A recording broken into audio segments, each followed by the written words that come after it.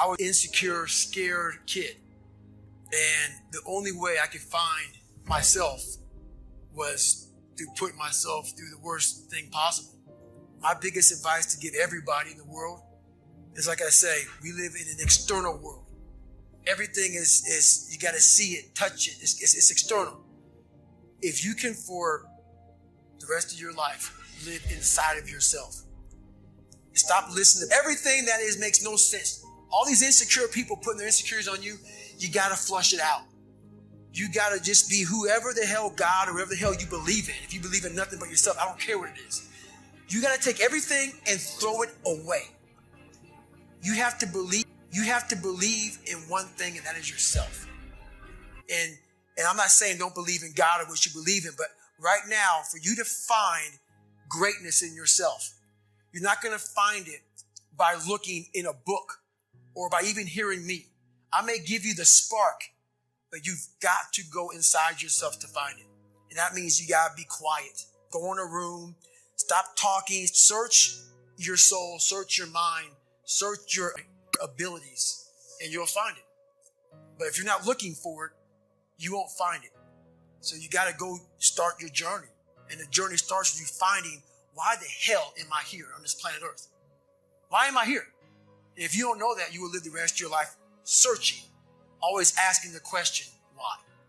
Well, it was pretty crazy for me. It took a while to get to that point where enough was enough. What happened is I came home one night from work spraying for cockroaches. Long story short, I turned on the Discovery Channel. I saw some guys going through Navy SEAL training, and they're going through Hell Week, and they're getting their ass just beat. You know, in and out of the water, guys ringing the bell. They're just suffering. And I was weighing like 297 pounds, and I had to make a change in my life.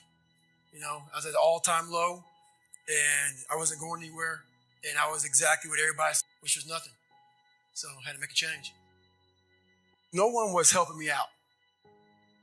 My dad made my mom kind of irregular. So she worked 3 jobs, went to college full time, so she was never around.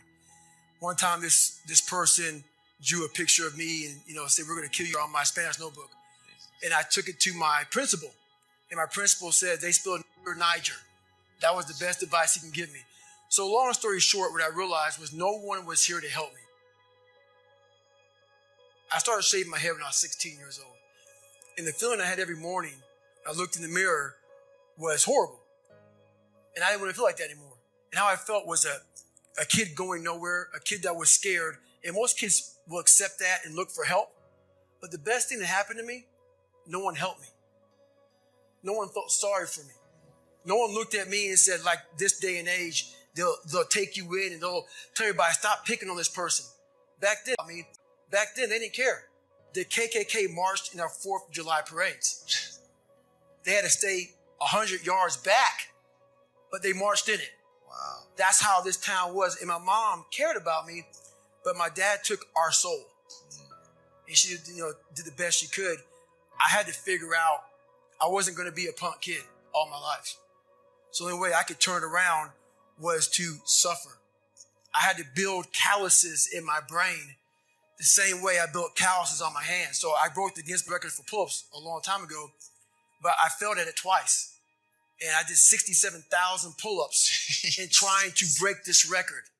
So to do 4,030 pull-ups, I had to do 67,000 for training for that. And so what I realized is for me to become the man I wanted to become, I saw myself as the weakest person God ever created. But I never blamed God for anything he did to me. So I wanted to change that to be the hardest man ever created. Am I that? I don't know, but you had to have a goal. And my goal when I was sitting there, not going to school, being bullied, having no self-esteem, my goal was the only person that's going to turn this person around is me. The only way I can turn it around is put myself through the worst things possible a human being can ever endure. And that'd be the only way that I can build this brain to handle anything that comes in front of it, through pain and suffering. In the end, what would your advice be to that 16-year-old kid who's staring in the mirror, does not like what he sees, but is still running from adversity? Well, my biggest advice to him is that, first of all, he won't like what I say to him. Because I'm going to say the exact opposite of what today's world is saying. So we read a bunch of books nowadays. As humans, we want to find out how to be someone else. What we don't do is we don't go inside. So literally turn yourself inside out. Read the book that says, like we're writing a book every day of our lives, but we never read that book. So what I would challenge this young man or young woman to do is you have to look inside of yourself and see what you really want. What are you passionate about? We use these words and these little phrases of only the strong survive and all this other crap. They're all just words. I get so tired of hearing people just talking. Like right now, someone may think Goggins just talking. You don't know me. You don't know me. So when I speak from passion. I speak from experience. I speak from suffering. I have to tell this young man or woman that the only way I believe, this is my experience in life, the only way you're ever going to get to the other side of this journey is you have got to suffer to grow. To grow, you must suffer. And some people will get it and some people won't. But they have to see what their journey is to start their journey. Several people live to be 100 years old and they have great lives and they have great kids. Their kids go to college and all sorts of stuff. But somewhere in their life, there was a point where they had a decision to make. They can go left or right on this path. Left was the easy route. Right was the hard route. A lot of people take the easy route. And they had a good life that way, but the better life was going to the right side. And you may have 20 years of pain and suffering to get past it, but a lot of us die never truly on our journey. And I would tell this young person, you got to start your journey. It may suck, but it will come out the other side where you're coasting. Every day, we're seeing who we are as people.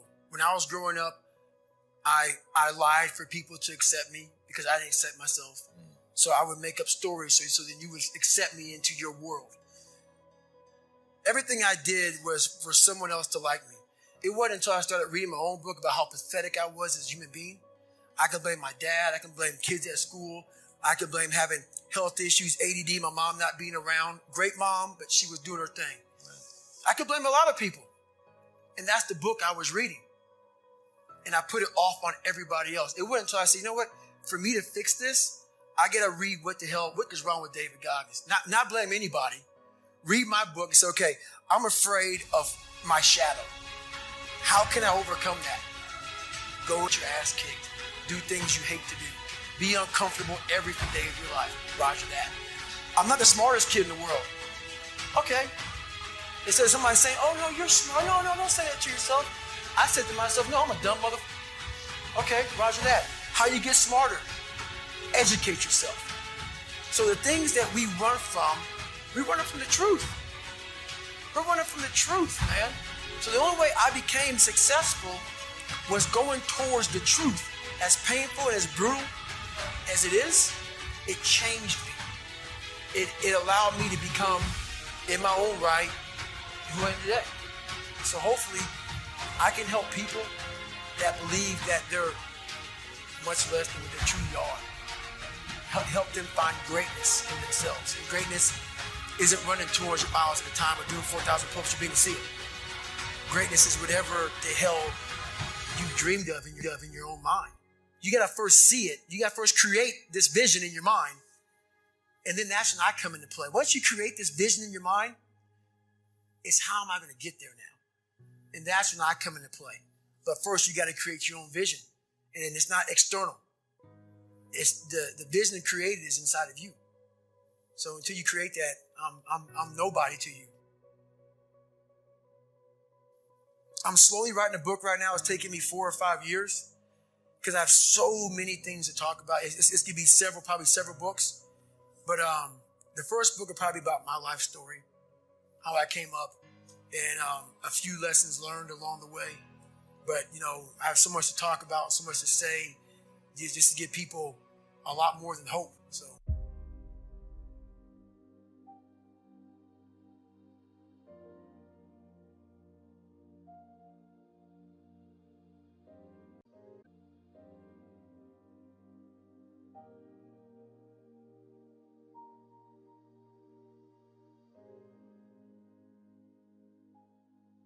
If you like this video, please subscribe to the channel and share the video with your friends. Thank you.